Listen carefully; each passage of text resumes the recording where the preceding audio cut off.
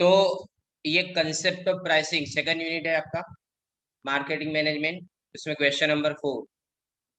अब अपने देखते हैं कि price is one element of marketing mix that produces revenue. Revenue यानी इनकम। हमारी इनकम का जरिया क्या है? तुम जो कीमत चार्ज करते हो वो, तुम जो कीमत चार्ज करोगे वही तुम्हारी प्राइस तुमको मिलेगी ना सामने से। Price is one of the flexible elements. Price change होती रहती है। It can be change quickly and communicates the intended value positioning to the market। और प्राइस से क्या पता चलता है?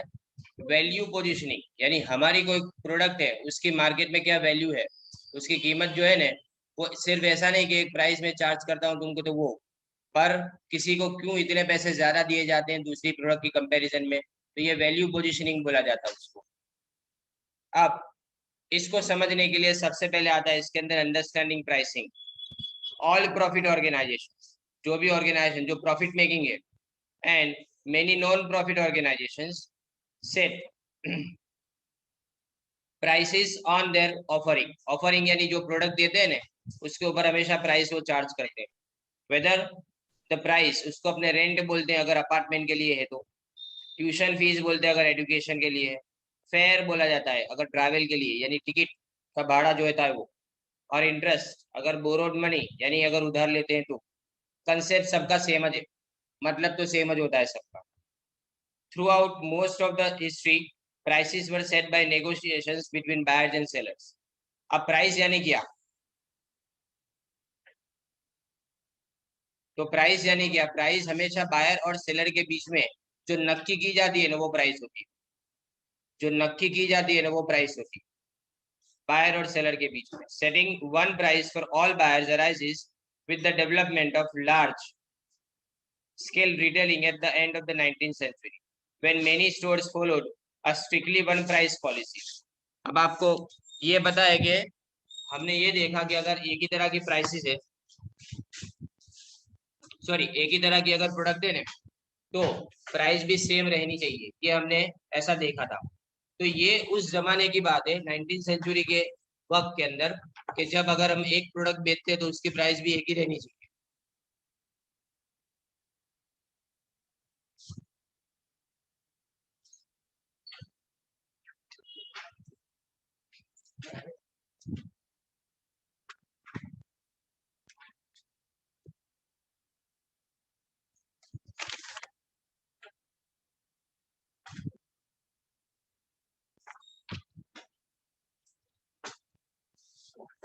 तो यहाँ पे नेगोशिएशन किया जा रहा था, कस्टमर और सेलर के बीच में नेगोशिएशन होते थे, और उसके बाद में सिर्फ एक प्राइस, एक प्रोडक्ट एक प्राइस पूरे कंट्री के अंदर ऐसा रखा जा रहा था, because they carried so many items and had so many employees.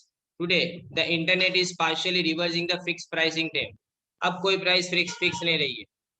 अपने भी कोई भी दुकान में जाते हैं ना, तो अपने थोड़ा पूछते ही है उसको कि अभी उसके अंदर लिखा है कि 899 रुपये का कोई इंजेक्शन की बात करो, अभी रेमडेसिविर ये इंजेक्शन की बात करो, 900 रुपये का इंजेक्शन आता है, तो भी फिर भी उसको एक बार पूछ ही लेते हैं भाई कुछ होगा कम। यानी मतलब अब क्या कि हम हमारे माइंड में ये लेके जाते हैं कि अगर थोड़ा बोलेंगे 10-20 रुपये कम होते हैं तो हो जाने दे। तो अब कोई फिक्स प्राइस जैसे रहा नहीं है, क्योंकि इंटरनेट ने क्या किया है, हर जगह पे प्राइस को अलग अलग कर दिया है। 5 रुपये, 10 रुपये, 20 रुपये, कुछ तो फर्क होता है ये प्राइस के अंदर। तो computer technology is making it easier for sellers to use software that monitors customers' movements over the web and allows them to customize offers and prices। यानी ये क्या करेंगे तुमको सॉफ्टवेयर, ये कस्टमर की मूवमेंट इससे पता चलता है। आप प्राइसिंग पॉलिसीज देखें। Second, in small companies the boss sets price. छोटी कंपनी के अंदर एक ही इंसान होता है जो प्राइस सेट करता है।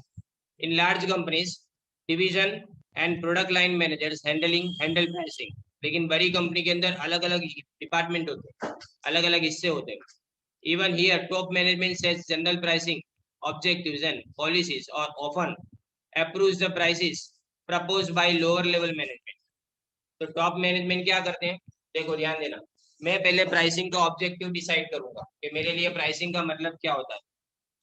8वां पेज, मेरे लिए प्राइसिंग का मतलब क्या होता है, पहले मैं ये डिसाइड करूंगा।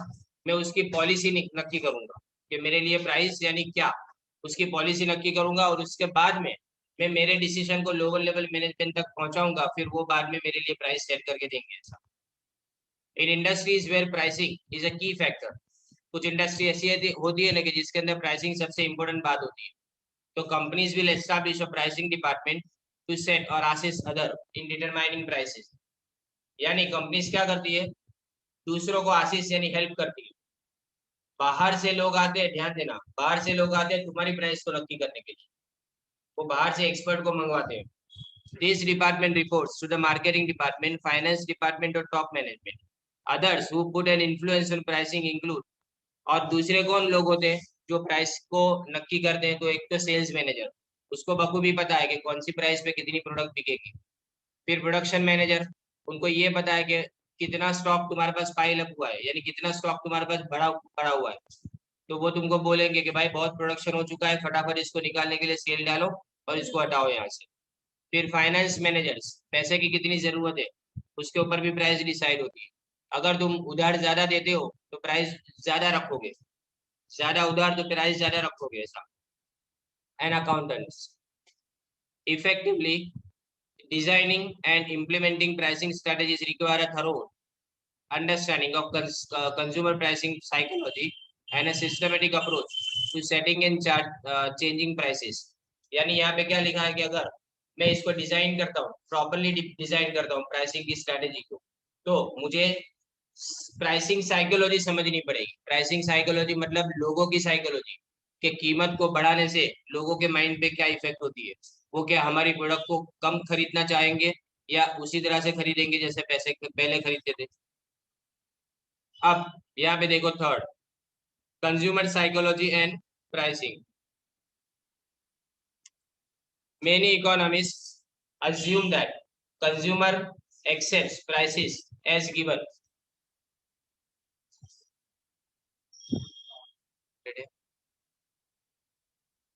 कंज्यूमर प्राइसिंग को क्या समझते हैं, एज गिवन, जो है वो प्राइस है।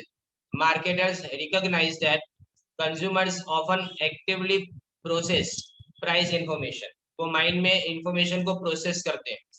Interpreting prices in terms of knowledge from prior purchasing experience, formal communications, advertising, sales call and brochures. informal communication, friends, colleagues और family members and point of purchase और online resources। ये देखो ये सब क्या है, साइकोलॉजी और प्राइसिंग।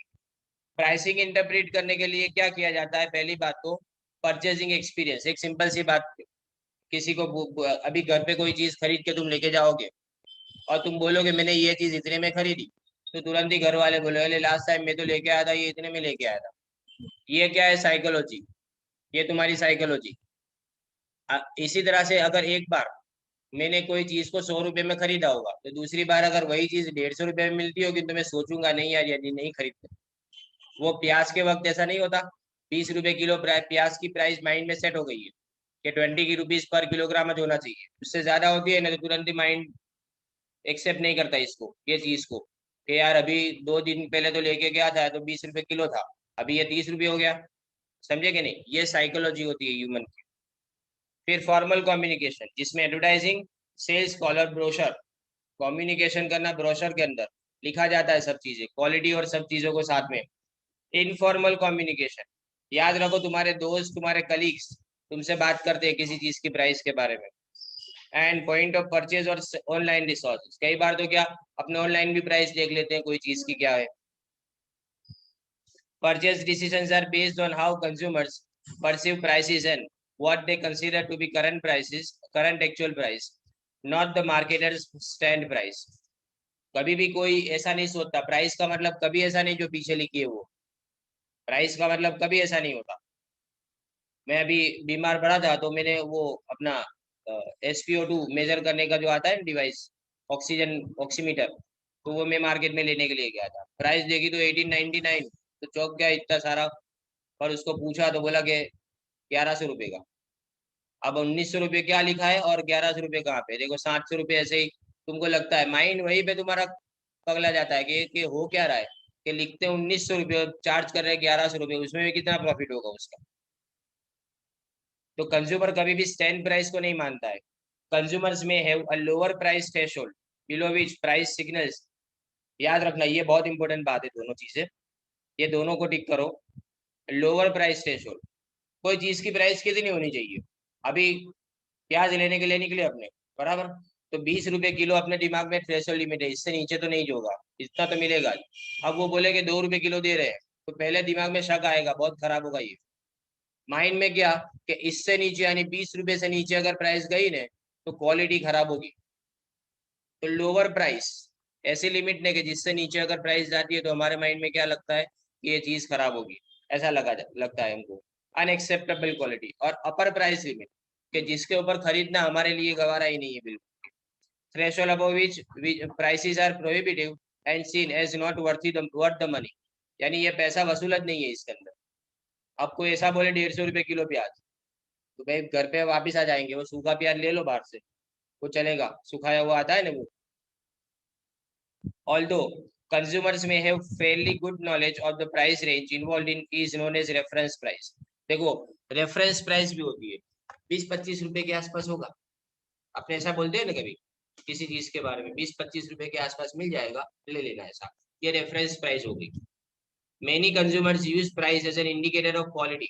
कुछ लोग क्या मानते हैं, प्राइस और क्वालिटी दोनों को एक साथ में मानते हैं, यानी ज्यादा प्राइस यानी अच्छी क्वालिटी, ऐसा मानते हैं। And consumers tend to process prices in a left to right manner rather than by rounding are known as price cues। Left to right manner मतलब लेफ्ट से राइट की तरफ जाओ, यानी जितनी प्राइस बढ़ती जाएगी ना उतनी क्वालिटी अच्छी होती जाएगी, ऐसा मानते हैं कस्टमर्स।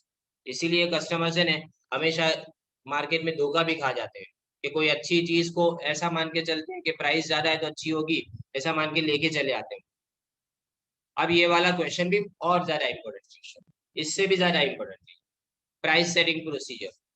याद रखना इसमें स्टेप बाय स्टेप जाना है, बहुत आई थिंक लंबा क्वेश्चन है। यस, ये चैप्टर का सबसे बड़ा क्वेश्चन है।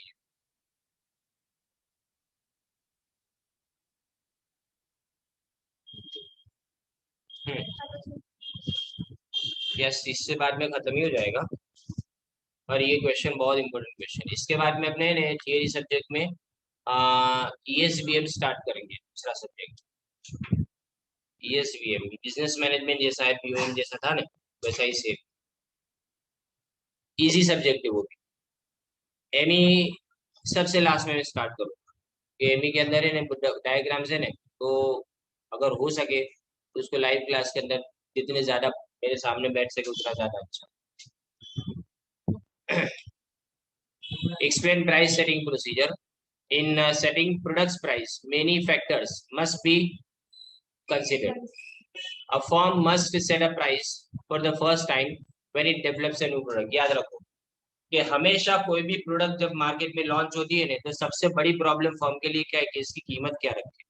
नई प्रोडक्ट की सबसे बड़ी जो चैलेंज होती है ना वो तुम्हारे सामने ये कि इसकी प्रोडक्ट की कीमत क्या रखी जाए। Introduces it's regular product into a new market distribution channel और ज्योग्राफिकल एरिया। अब देखो ये तो नई प्रोडक्ट की बात है, ऐसा भी हो सकता है ना कि वही प्रोडक्ट को मैं दूसरी जगह पे लॉन्च करूँ। महाराष्ट्र में मैंने अपनी प्रोडक्ट को कभी लॉन्च नहीं किया, अब मैं वही प्रोडक्ट को दूसरे ज्योग्राफिकल एरिया के अंदर लॉन्च करूँ, ये भी हो सकता है। या फिर कोई नया कॉन्ट्रैक्ट वर्क चालू करूँ मैं उसके अंदर, तो सर्विस के लिए भी प्राइसिंग होता है, हर चीज के लिए प्राइसिंग होता है। तो moreover it must decide whether to position is product on price and quality, यानी हम कौन सी पोजीशन के ऊपर अपने आप को रखना चाहते हैं और अपनी क्वालिटी क्या रखना चाहते हैं। सम में हम 3 to 5 प्राइस पॉइंट्स, याद रखना 3-4 प्राइस पॉइंट होते हैं, प्रोडक्ट के प्राइस अलग अलग पॉइंट पे रखे जाते हैं। इतनी प्राइस रखे फिर चेक करते हैं कि क्या ये प्राइस पे मार्केट में प्रोडक्ट बिकती है कि नहीं बिकती है, राइट। तो यहाँ पे 6 स्टेप का प्रोसीजर बताया गया है, और याद रखो ये स्टेप बाय स्टेप जाना है, स्टेप ऊपर नीचे नहीं होने चाहिए, ये याद रहे। तो पहला स्टेप है तुम्हारा सिलेक्टिंग द प्राइसिंग ऑब्जेक्टिव। पहले तो तुम प्राइस के अंदर क्या इंक्लूड करना चाहते हो, तुम्हारा मकसद क्या है प्राइस सेट करने के टाइम पे, पहले ये डिसाइड किया जाए। A company can pursue any of 5 major objectives through pricing. से सर्वाइवल, मार्केट में टिकना जिसको बोला जाता है। फिर मैक्सिमम करंट प्रॉफिट, ज्यादा से ज्यादा प्रॉफिट कमाओ। करंट प्रॉफिट कमाने का कब सोच सकती है कंपनी, जब हमारी प्रोडक्ट मार्केट में यूनिक हो, अलग प्रोडक्ट बनाते हो, तो हम ऐसा मानते हैं कि चलो अभी जितनी मलाई खानी हो खा लो, जितना प्रॉफिट कमाना हो उतना कमा लो एक साथ। फिर maximum market share, maximum market share में क्या, कम प्राइस रखो लेकिन ज्यादा से ज्यादा कस्टमर तक पहुंचो, ऐसा। एंड मैक्सिमम मार्केट स्कीमिंग यानी मार्केट का फायदा लेना। एंड प्रोडक्ट क्वालिटी लीडरशिप, और प्रोडक्ट में क्वालिटी में नंबर वन अपने बने, दूसरा कोई ना हो। अब सर्वाइवल जो है ना वो शॉर्ट टर्म ऑब्जेक्टिव है, that is it is appropriate for companies with over capacity, intense competition और चेंजिंग कंज्यूमर वांट्स। ये किस कंपनी के लिए चलता है, जिस कंपनी के अंदर ओवर कैपेसिटी से काम होता हो, यानी मतलब ज्यादा डिमांड से ज्यादा वो लोग सप्लाई कर रहे हैं, तो उस वक्त वो लोग क्या सच सोचते हैं कि कम प्राइस में भी बेच दो लेकिन यहाँ से खाली करो सब चीजें। फिर इंटेंस कंपटीशन, मार्केट में कंपटीशन बहुत ज्यादा है, टिकना मुश्किल है, और कंज्यूमर की जरूरतें चेंज होती रहती है, तब भी कि जो प्रोडक्ट है वो आउटडेटेड हो जाएगी, क्योंकि कंज्यूमर नई चीज मांगेगा फिर बाद में। To gain the maximum current profit, companies estimate the demand and cost associated with alternative price and then choose the price that produces maximum current profit, cash flow और return on investment। ज्यादा से ज्यादा पैसा मिले ना, जिसके अंदर ज्यादा से ज्यादा प्रॉफिट मिले, ज्यादा से ज्यादा कैश आए, वैसी प्राइस रखी जाती है। फिर form choosing the objective of maximum market share, तो वो क्या चाहेगी, हाईएस्ट सेल्स वॉल्यूम, ज्यादा से ज्यादा सेल्स करो, कस्टमर ज्यादा से ज्यादा हमारे पास आने चाहिए। And lower limit cost lead to lower limit cost and higher long run profit. अभी का है ना तुम्हारी कॉस्ट ऑफ प्रोडक्शन को तुम डिक्लाइन करोगे, लेकिन लॉन्ग रन में तुम्हारा प्रॉफिट बढ़ेगा। फिर market skimming pricing makes sense when enough buyers have high current demand, many companies favour setting high prices to skim the market. पहले शुरुआत में ज्यादा प्राइस रखो, जितना हो सके मार्केट में अपनी यूनिक प्रोडक्ट का एडवांटेज ले लो, अपनी प्रोडक्ट सबसे अलग है उसका एडवांटेज ले लो, ज्यादा से ज्यादा पैसा बटोर लो मार्केट में, उसको स्कीमिंग प्राइस बोला जाता है। And finally companies that aim to be product quality leaders can either offer affordable luxuries at prices just high not to be out of reach, or product combining quality luxury and premium prices। कुछ company ऐसी होती है ना जो luxury product तुम्हारे हाथ में थमा देती है, लेकिन ज्यादा प्राइस पे नहीं, एवरेज प्राइस के ऊपर, नॉर्मल प्राइस के ऊपर, जिससे आपको तीन चीजें मिलती है, अच्छी क्वालिटी भी मिलती है, राइट, अच्छी क्वांटिटी भी मिल जाती है और अच्छी प्राइस भी मिल जाती है, तीनों चीजें एक साथ में मिल जाती है। अब आता है उसके बाद में डिटरमाइनिंग डिमांड।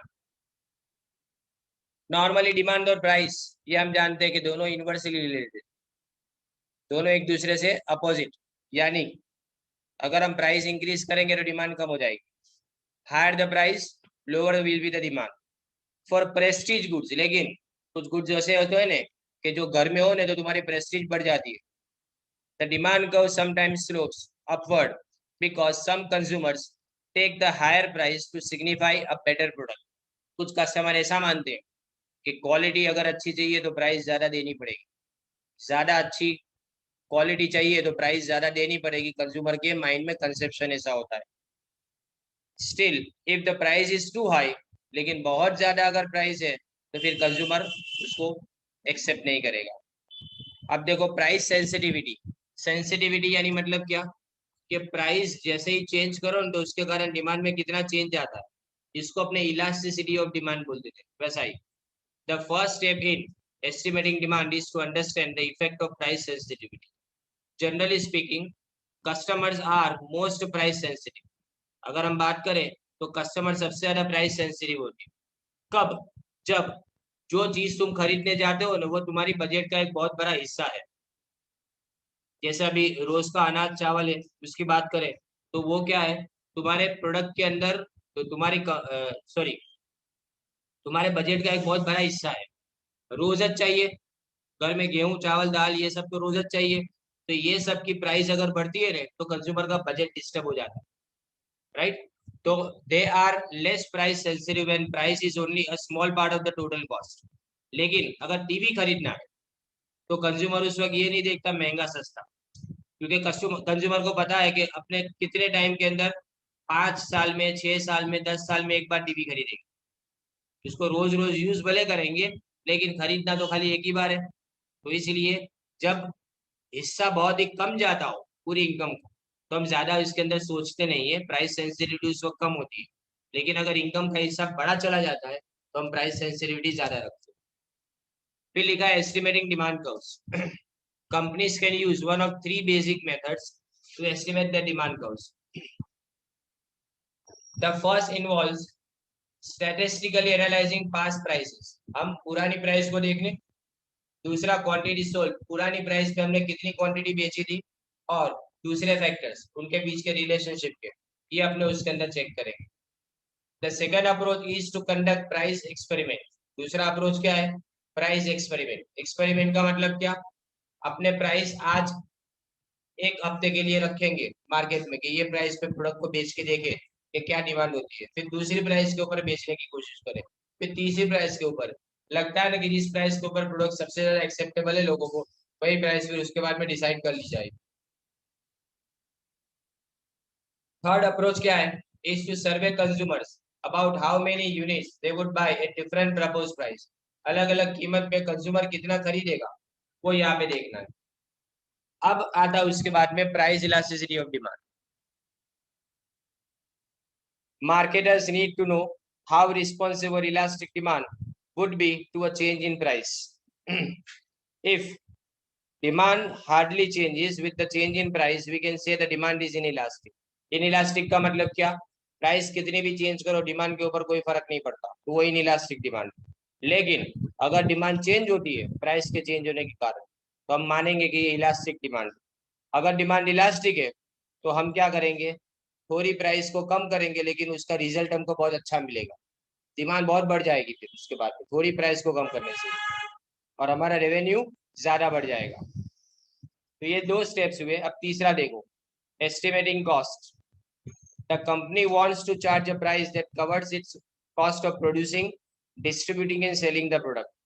अपने नॉर्मली कौन सी प्राइस चार्ज करते हैं? तीन चीजें कवर हो जानी चाहिए। एक तो तुम्हारी प्रोडक्शन की कॉस्ट, दूसरा तुम्हारी डिस्ट्रीब्यूशन की कॉस्ट, और तीसरा उस प्रोडक्ट को सेल करने की कॉस्ट। तीनों को कवर करना है, और साथ में उसको फेयर रिटर्न भी मिलना चाहिए, प्रॉफिट भी मिलना चाहिए।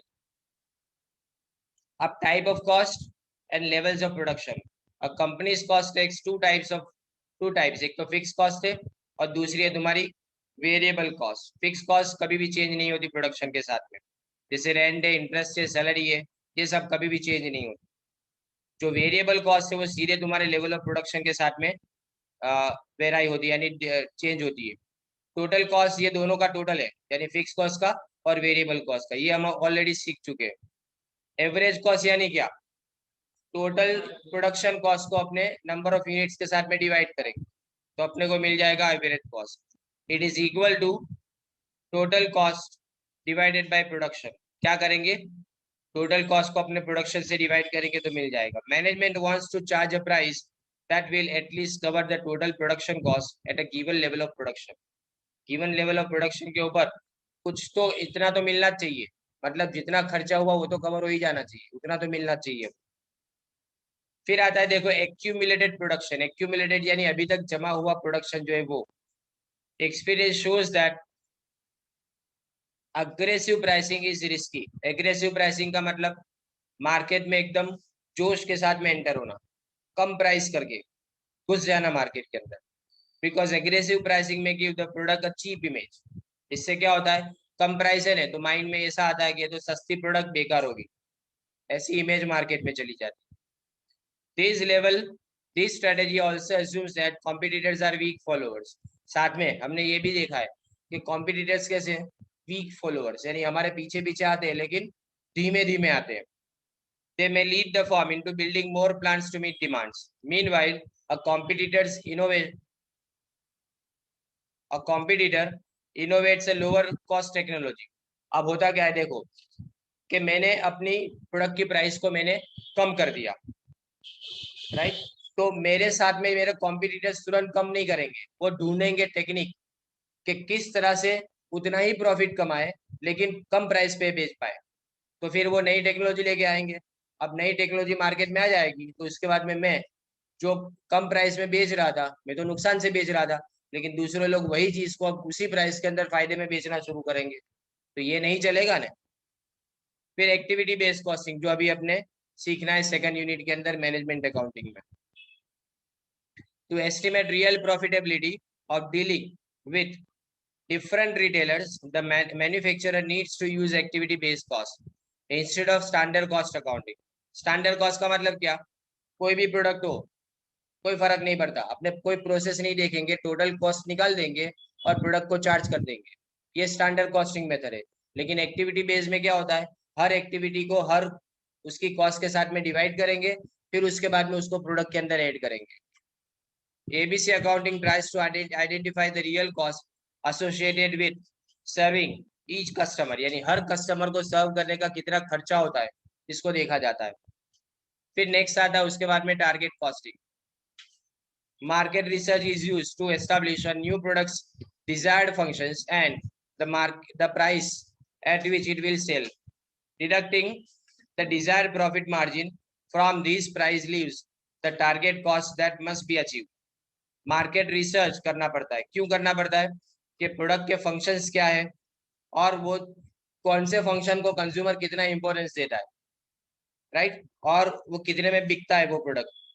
Deducting the desire profit margin, साथ में हम ये भी करेंगे कि हम एक टारगेट सेल के प्राइस रखेंगे कि इतना मार्जिन तो हमको चाहिए ही प्रॉफिट का, और उसके बाद में अपने प्राइस को सेट करेंगे। अब स्टेप 4 देखें, एनालाइजिंग कॉम्पिटिटर्स कॉस्ट प्राइस और ऑफर्स। कॉम्पिटिटर्स को भी तो देखना पड़ेगा ना कि वो हमारे साथ में हमारी प्रोडक्ट की जैसी प्रोडक्ट को किस तरह से बेच रहे हैं।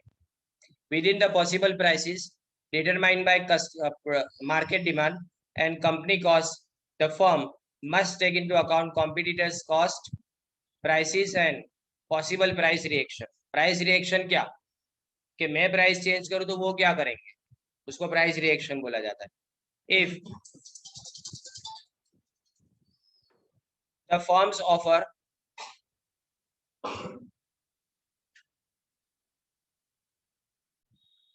if the firm's offer contains features not offered by the competitors, तो customer should be evaluated and added to the competitors prices। अब मैं आपको बताऊं कि मैं जो प्रोडक्ट ऑफर कर रहा हूं और कॉम्पिटिटर जो प्रोडक्ट ऑफर कर रहा है, लेकिन मेरी प्रोडक्ट के फायदे ज्यादा है, तो मुझे प्राइस भी थोड़ी ज्यादा रखनी चाहिए ना, कि फायदे ज्यादा है और कंज्यूमर उसको अच्छा मान रहा है इसलिए। If the competitors offer contains some features not offered by the firm, लेकिन उल्टा, अगर मैं जो प्रोडक्ट ऑफर कर रहा हूँ उसमें कुछ चीजें कम है और कॉम्पिटिटर की प्रोडक्ट के अंदर वो चीज ज्यादा है, तो उसका जो है ना अपने क्या करना पड़ेगा, सबट्रैक्ट, यानी उसकी प्राइस को अपने अपनी कीमत के अंदर से माइनस करना पड़ेगा। Here firm can decide whether it can charge more, the same or less than competitor, can change their prices at any time। कभी भी प्राइस को चेंज किया जा सकता है, लेकिन फिर भी अपने कॉम्पिटिटर को ध्यान में रख के ही ये काम करते हैं। अब आता है देखो सिलेक्टिंग अ प्राइसिंग मेथड। 3 अलग अलग सी है, कस्टमर्स डिमांड शेड्यूल, यानी पहला सी कस्टमर्स डिमांड शेड्यूल, दूसरा सी कॉस्ट फंक्शन और तीसरा सी कॉम्पिटिटर की प्राइस। ये 3 सी का मॉडल है तुम्हारे सामने। Companies therefore must select a pricing method, कि इसमें ये सब बातों को ध्यान में रखा जाए, वैसे ही अपने प्राइस को सिलेक्ट करनी है। और यहाँ पे देखा गया है, देखो सबसे पहला मार्कअप प्राइसिंग। जस्ट 1 मिनट, ये पूरा क्वेश्चन कंप्लीट नहीं हो पाएगा, मैं फर्स्ट वाला है ना ये आपको मार्कअप प्राइसिंग समझा देता हूँ अभी, कि मीटिंग का टाइम खत्म हो रहा है। The most elementary pricing method is to add a standard markup. Standard markup यानी अगर मुझे कोई चीज 100 रुपये में पड़ती है घर में, तो उसमें 20 रुपये ऐड कर दो, तो 120 रुपये प्राइस हो गई। एक स्टैंडर्ड एक प्लस कर देने का मेरे माइंड में होना चाहिए कि 20 रुपये मुझे इस चीज के ऊपर प्रॉफिट कमाना है, राइट। तो standard markup the products cost. Construction companies do not know the total project cost. Similarly, lawyers and accountants fix the price by adding standard markup। हर बार ऐसा ही किया जाता है कि टोटल खर्चा कितना होता है वो देख लो और उसके ऊपर अपना प्रॉफिट उसमें ऐड कर देंगे। जैसे यहाँ पे लिखा है देखो, a toaster manufacturer as the following cost and sales expectation. Variable cost कितनी है? एक यूनिट की 10 रुपये। फिक्स कॉस्ट है तुम्हारी 3 लाख और एक्सपेक्टेड सेल्स कितना लिखा है? 50,000 यूनिट का। 50,000 यूनिट का तुम्हारा एक्सपेक्टेड सेल्स है। Manufactured units cost is given by, अगर मैन्युफैक्चर 20% कमाना चाहता है, कितना? 20%। अब ध्यान दे, 50,000 तुम्हारा यूनिट है टोटल, 10 रुपये तुम्हारी वेरिएबल कॉस्ट है, तो 50,000 इंटू 10 करूँ तो 5 लाख हो गया। 5 लाख और 3 लाख दोनों को मैं क्या करूँ? प्लस कर दूं, तो टोटल मेरी 8 लाख की कॉस्ट आ गई। तो 8 लाख की मेरी टोटल कॉस्ट हो गई। अब 8 लाख को मैं किसके साथ में डिवाइड करूँ? 50,000 यूनिट के साथ में डिवाइड करूँ तो कितना आएगा? $16, $16। कितना? $16 एक की प्राइस, और यूनिट की प्राइस कितनी आएगी? 16 पर मैं इसमें 50 का प्रॉफिट ऐड करता हूँ सेलिंग प्राइस पे, तो $16 पे $16 ऐड करें तो कितनी हो गई प्राइस अपनी? $32 हो गई। तो देखो $32 यहाँ पे टोस्टर की प्राइस यहाँ पे लिखी है, राइट। हमने यहाँ पे कितना मार्कअप किया? 100%। $16 प्राइस थी और मैंने प्रॉफिट भी कितना ऐड किया? $16। तो 16 + 16 कितना हो गया? $32। इस तरह से markup price remain popular for a number of reasons. बहुत अलग अलग इसके रीजन है। सबसे पहले तो sellers can determine cost much more easily than they can estimate demand. Demand से ज्यादा कॉस्ट नक्की करना ज्यादा आसान है। Seller simplify the pricing task. Seller क्या करेगा? अपने प्राइसिंग यानी कीमत को नक्की करने के टास्क को एकदम सिंपल बनाना की कोशिश करेगा। When all firms in the industry use these pricing methods, prices tend to be similar, which minimizes price competition.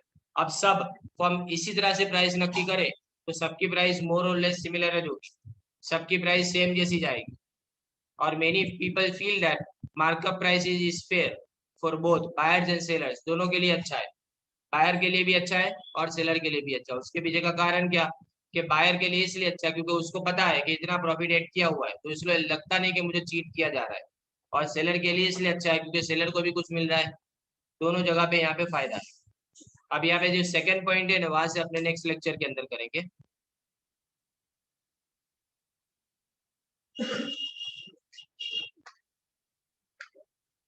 Recording YouTube पे भेज रहा हूँ मैं।